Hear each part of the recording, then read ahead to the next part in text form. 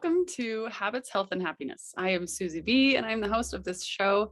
The point of this particular show is to help you form habits that will bring you health and happiness in your life. That's the simplicity of the title of this show. Often those three things, habits, health, and happiness, seem so simple. They seem so obvious. They seem so straightforward. Why then don't we all have those things? Why aren't we all perfect in our businesses? Why aren't we all perfectly happy in all of our relationships? Why don't we all have the perfect body and the perfect life and the perfect nutrition plan? Why can't we have everything that we want if we know what it is that we want? What holds us back? That is the title of today's episode, and that is the point of this conversation that we're going to have today. My name is Suzi B. I'm a personal trainer, and I have been working with people with their health and happiness for over 15 years. I love the human body, and I love to teach people how to appreciate and love and understand their body. But I also love to teach the process of forming habits so that whatever you're working on doesn't become just something that you do, but rather becomes something that you are, becomes who you are day to day in your living as a person in this amazing, incredible world, so that your habits and your ambitions and your goals and your work and effort don't just come and go, but they come and stay. That's the beauty of habits, and that is the difference between what I teach and what else is out there in the world. I'm also the author of the book Life Conscious, and that is the philosophy behind the way that I live my life, behind the way I raise my family, and behind the way that I coach my clients. So like I said, today's episode is called What Holds Us Back. We are talking about all of the things that keep us from what we want. The wanting is not the problem. You've probably created a vision board in your life. You probably have a list of goals and dreams and ambitions. Everyone has a bucket list, right? We all know that we want things in our life. It's the process that holds us back. It's the actual structure of doing the thing that makes it come into reality. That is where we fall short. And it's not necessarily even our fault. Here's the crazy part, is that we have been taught to set goals so that the focus is on the short term. We have been taught to do things that make us feel good immediately, but the long-term effect of it has very little to do with the process. And that is the piece that we're all missing. That is the piece that keeps us back from our dreams. So if you're ready to make that shift and you're ready to figure out what the piece is that you're missing, stay tuned, listen in, and pay attention over the next 30 minutes, because this is going to help you progress starting today. It's absolutely incredible. Once you understand what these barriers are and how to overcome them, the progress you can make in a short period of time that will stay with you for a long period of time. Again, we're all about long-term change here. So the first barrier I want to bring up is the barrier of focus. So many of us have so many dreams and ambitions and things that we want that we kind of feel stretched thin. So many of us do a lot of this stuff. Like, we want to be parents. We want to have a family. We want to have a career. We want to do all of these beautiful things. And these ambitions are good, awesome things in our lives. But by doing it all at the same time, we stretch ourselves thin. We distract our brain and tell it that we don't have priorities. By wanting to do everything at the same time, you prioritize nothing. In business, they say, by trying to serve everyone, you end up serving no one. So you need to know who you're working for, who you're working with, and who your programs apply to. For me, I work with really, really busy women who want all the things, but I help you to simplify the process by focusing on one at a time. So that's a big piece of the puzzle right there, the focus on one at a time. I was on a podcast a couple of days ago, and the woman that interviewing me told me this acronym. She said, FOCUS stands for follow one course until successful. I love that so much, and I'm going to adopt that and share that with you guys. Bree Nichols is her name. So thank you, Bree, for that awesome acronym. So part of the process that I want to teach you guys today is to focus on one thing. I've talked about this before on previous habit episodes where we talk about the 1, 2, 3 process: 1 focus, 2 superpowers, and 3 habits. But that's actually not what I'm going to talk about today. I want you to choose one ambition that you want to focus on And then I'm going to help you break down the barriers keeping you from that dream today. That's what we're going to do. So, what is the thing you want most in life right now? What is the thing you need most in life right now? Maybe it's your mental health.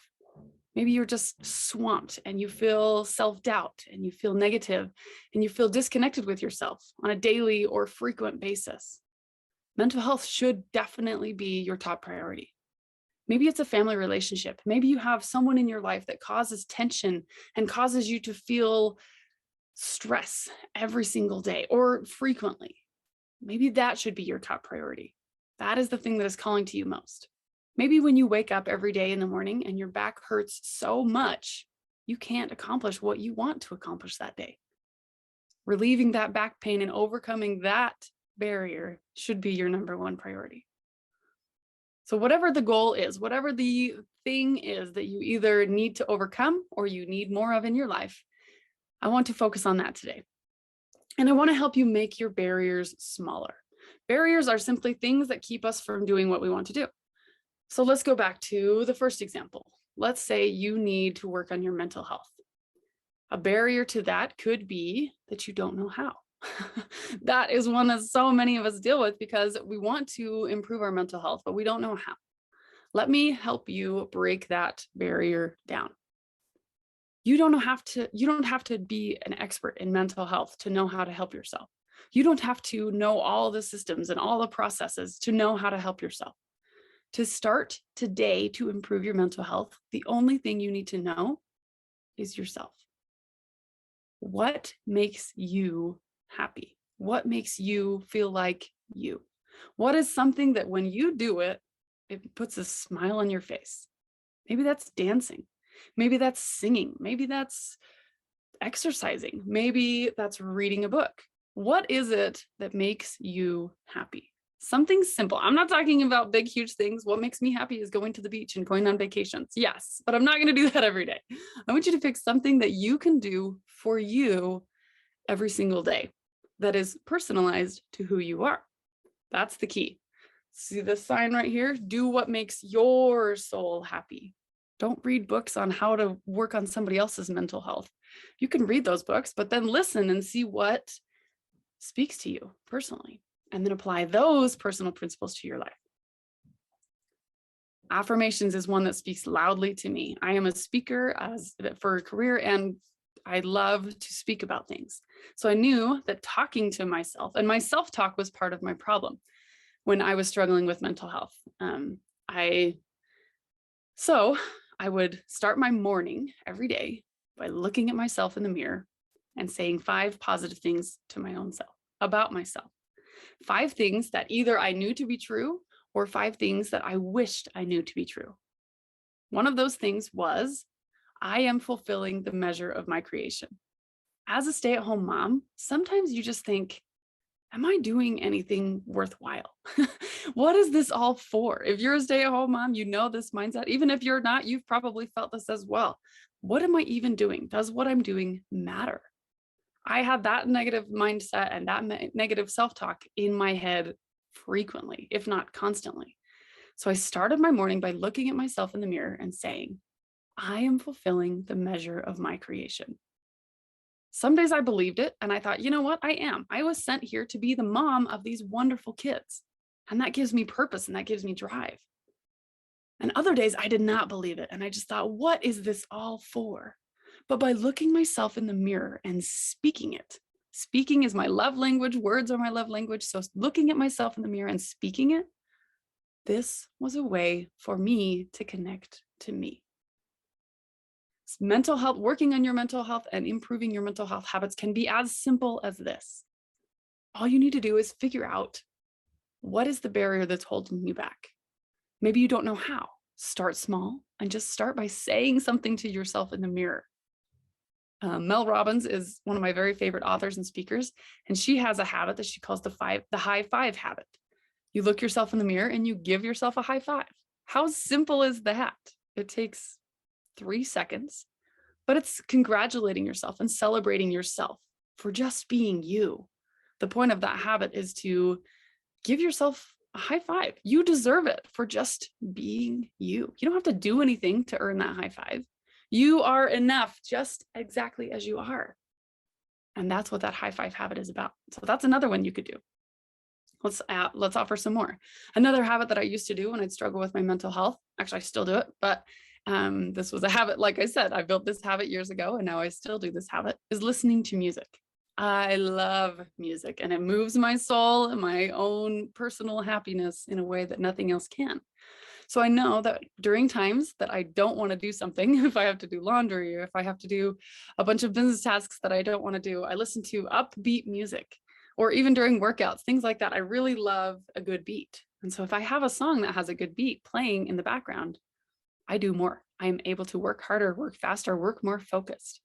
And on the times where I just need a little bit of peace, when I just need to sit and stop doing and stop acting and stop worrying, I just meditate.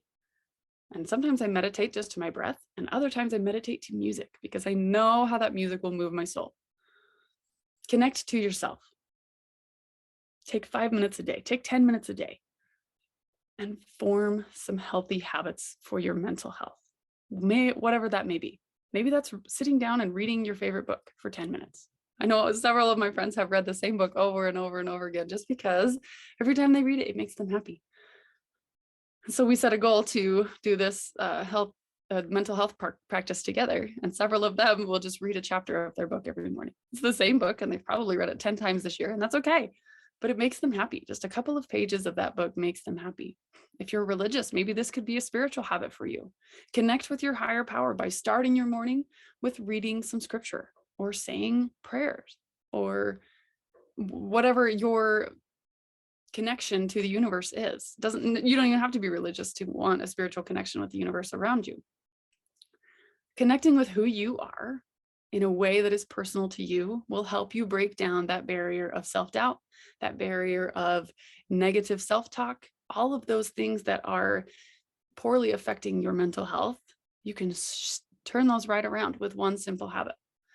So pick your focus. Let's give you another example just so that you can apply this to your own life. If your focus is back pain, that was one that I mentioned. When you wake up in the morning and you already have back pain, that's not a great way to start the day, right? So I want to help you to alleviate that. Instead of just getting out of bed and getting back into whatever it needs to be done and doing what you have to do and pushing through that pain, let's sit with it for a second. Where is the pain coming from? What is causing the pain? Were you in more pain before you went to bed, or were you in more pain after you woke up? If you analyze the pain a little bit, you can sort of start to break down those barriers.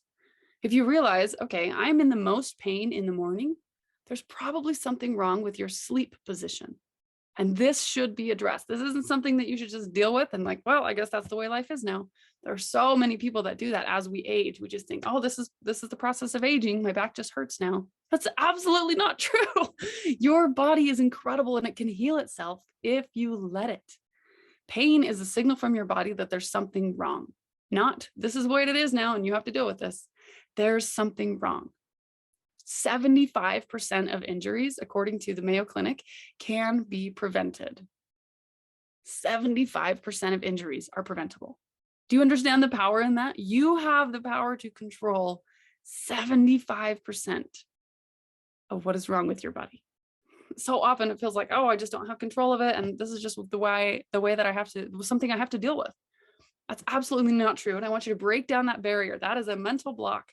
Remove that and ask yourself instead, what can I do about this? What can I do that is little tiny practices daily on my own? Sure, you could go to a chiropractor, but you're not going to do that every day. You're not going to do that several times a day. And the chiropractor is not going to fix the problem if the problem is your position when you sleep every single night. One beautiful thing, I have a whole training on this, so if you want more information about this, reach out. But one thing that you can do is pillows. If you have low back pain, usually it's because your spine is arched when you're sleeping. This may be a mattress issue, but instead of going out and spending $1,000 on a new mattress, it can also be fixed with a pillow. Put a tall pillow, I don't know how to describe a thick pillow, a heavy pillow underneath your knees. So when your back is arched like this and your legs are flat, let's say this is your upper body and this is your lower body. So your back is arched back and your legs are flat. When you lift your legs up, your back goes flat. You see that? So that is absolutely an amazing thing that your spine can do. You are in control of neutral spine. This is called neutral spine, when your spine is straight while you sleep. You don't want it to be arched the other way, like concave, which sometimes happens, but you don't want it to be arched up the other way either. You want to find that nice neutral spine.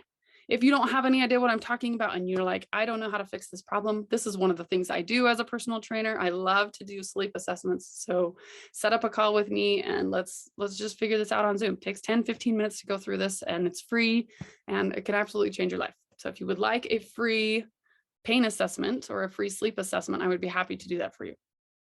So that's another barrier that can hold you back. Perhaps you are wondering, okay, so maybe the sleep doesn't cause the pain. Maybe the pain was there before you went to sleep. Let's sit with that for a moment. The day's activities are what is causing that pain before you go to sleep. Maybe it's just tension. Maybe it is a stressor in there. Maybe you're feeling low back tightness. Or maybe it's a physical pain that is shooting up your back every time you move in a certain direction. Both of those are, again, signals from your body telling you there's something wrong here. If you listen to your body, you are able to prevent and improve so many things in your life because your body heals itself. So if your body is feeling tight, tense, and in pain before you go to bed, I want you to sit on your bed and I want you to do some stretches. I put up reels and things on Instagram all the time about stuff like this. So if you want simple, quick changes and quick tips for this kind of stuff, follow me on Instagram. That's a great resource for you. But I'm going to walk you through a couple right now. I'll tilt this down just a little bit so you can see. So one of the best things you can do for lower back pain is to take your knees. There we go. If you can see my knees, you're going to have your knees up like this, and you're just going to put your arm one way and twist. Put your left arm over your right knee and twist. You can straighten your left leg if you want. You're just going to twist your body like that. Then you repeat the same thing on the other side. Twist that way. Simple, simple, simple. So what that does is it eases the tension in your thoracic spine, which is what causes a lot of the tension in your lumbar spine, which is your low back. So as you're releasing tension in your thoracic, your lumbar also releases tension, and that can be a huge help to get you real good recovery sleep instead of just pushing through the pain sleep. Again, we're breaking down these little barriers. As we go through this process, you can see during your day, when you're being conscious and you're being aware of what you're doing and what's affecting you, as you go throughout your day, you can figure out, okay, when I'm doing this process, that's when I feel the tightness start to happen. How can I adjust this process? I'll give you a specific example. I have a client who's a photographer, and she knows that her back pain comes when she sits down to edit. So rather than saying, well, I guess you can't edit anymore, that's 50% of her process, 50% of her business is editing. So I can't just say, you need to eliminate that from your life. There's no way she can't do that, but we can change that. So sitting in that chair, the way that you sit causes you back pain. So we adjusted her spine and we did some different things to figure out what happens for her. And I gave her 3 exercises she can do in her chair while she works. These aren't hard. These aren't motion. They're just 3 positions where she moves her body in different ways so that the tension no longer exists. Not only did this help her in her work, but it helped her to just realize that she is in control. I want you to realize the same thing. Your body is yours.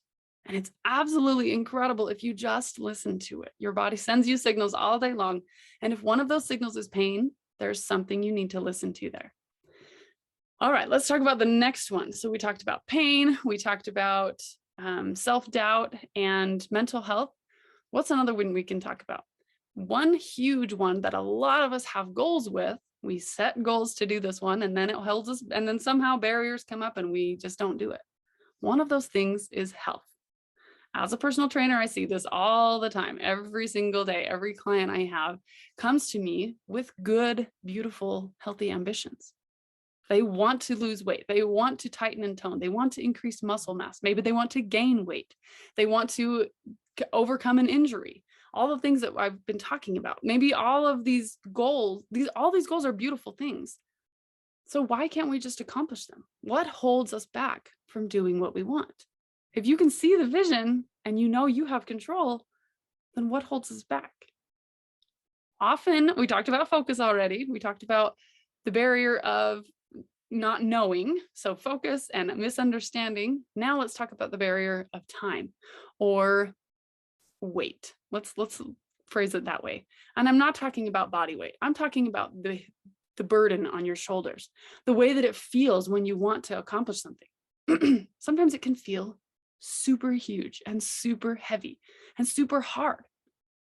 Often it feels this way. When you set a goal and you're like, I'm going to improve my diet. I'm going to eat healthy and eat clean, and I'm going to lose weight. Those are beautiful ambitions. But when you start that on day one, it can kind of feel overwhelming and it can kind of feel big. So how do we break down that barrier? We make it small. I know it sounds simple and it sounds easy, but it actually is simpler and easier than you even think. So if you want to improve your nutrition, rather than clearing out your entire kitchen and your entire fridge and going to the store and buying this whole list of new products and new foods that you've never tried or used, just start where you are. Start with what you have in your home. Figure out a few things that you want less of and a few things you want more of. Let's take sugar, for example. Most of us have too much sugar, and that is a constant battle that we have. I say us because I struggle with this as well, and I've been doing this as a profession for 15 years. So know that you're not alone, but also know that it is in your control. Here's one tip to help you manage your sugar. Don't bring it home. When you go to the store and you go to pick up some snacks or whatever for your family, don't bring sugary snacks home. If you make sugar something that you go out and do, then it becomes something fun in your life. For my family, we don't bake very often, but sometimes we do on Sundays. So occasionally I'll bring something home, but we have to save it for Sunday baking. That's our little treat for the week. Or if we have a birthday, or if my kids want to go on a date or something like that, we go out to an ice cream shop, or we go out to get a cupcake, or we go out to do something. So then not only is this an infrequent thing, because I have to actually leave my house and it becomes a production, it's not going to happen as often. That's putting up a barrier for myself. Making it something that's less accessible is putting up a barrier. But also you're shifting this in your mind to become something you look forward to, something that is fun. I love going out for treats with my kids. I love going out to dinner with my husband and knowing that maybe I'll drink a soda while I'm there. I don't drink soda at home, but if I go out to dinner with my husband, then maybe I'm going to allow myself to do that because it's something that's occasional, it's something infrequent, and it's something fun. You should be able to enjoy your nutrition. So same thing. If you are wanting more vegetables, bring more vegetables home and leave them in convenient places. I have this habit hack that I call the snack bags. And as soon as I buy vegetables at the store, I chop them up into really easy consumable pieces. If you have to peel a carrot, you're less likely to eat it. But if you can just pull it out of the bag and eat it right there, then you're much more likely, breaking down those barriers. If you have to chop up broccoli and wash it and then put it all together and cook it, then you're less likely to eat it. Versus if it's in these handy little bags, just right there in your fridge, you've broken down the barrier of inconvenience. You've broken down the barrier of extra work. Another thing I do is I keep stuff on my counter. I don't like things on my kitchen counter. I'm a minimalist when it comes to counter space, but a bowl of vegetables on my counter is worth it every time. If I have some cucumbers sitting on the counter, when my kids come home from school, guess what's the first thing they want? Cucumbers. It's beautiful. Or apples. I often leave apples on my counter. I know that's not a vegetable, but you can leave this stuff in really convenient places. Most vegetables have to be refrigerated or kept cold. So like I said, put them in little baggies, chop them up, make them easy, put them in little baggies in your fridge. I have them in all of the drawers on the front of my fridge so that when you open my fridge, it's the very first thing you see. Breaking down those barriers, making it simple, making it small. Start with where you are, start with what you have, and put up barriers for the things that you need less of, and take down barriers for the things that you want more of. A barrier to exercise is time. If you don't have an hour to work out every day, start with 15 minutes. You don't have to work out for an hour to get a workout in.